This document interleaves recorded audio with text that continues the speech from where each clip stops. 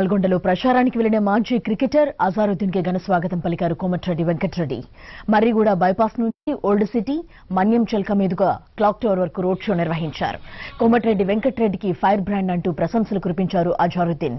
నల్గొండ ప్రజలు కోమటిరెడ్డి వెంకటరెడ్డికి ఓటు వేసి గెలిపించాలని కోరారు.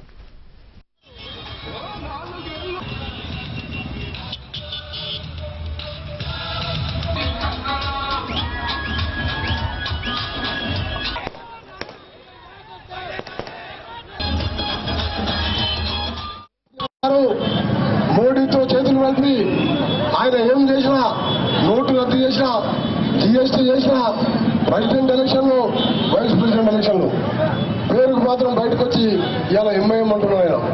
మళ్ళా రేపు పార్లమెంట్ ఎలక్షన్లు కాంగ్రెస్ రాడు, మళ్ళా బీజేపీతో తిరగడతాడు.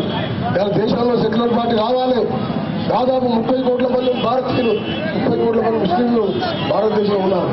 వాళ్ళకి సెక్యూరిటీ కావాలి. కానీ బీజేపీ ఆర్ఎస్ఎస్ భవన్లో కేసీఆర్ లాంటి మోడీ ఏజెంట్లు ఈరోజు దేశంలో మళ్ళా మతవాదాన్ని తీసుకొస్తామని చూస్తున్నారు.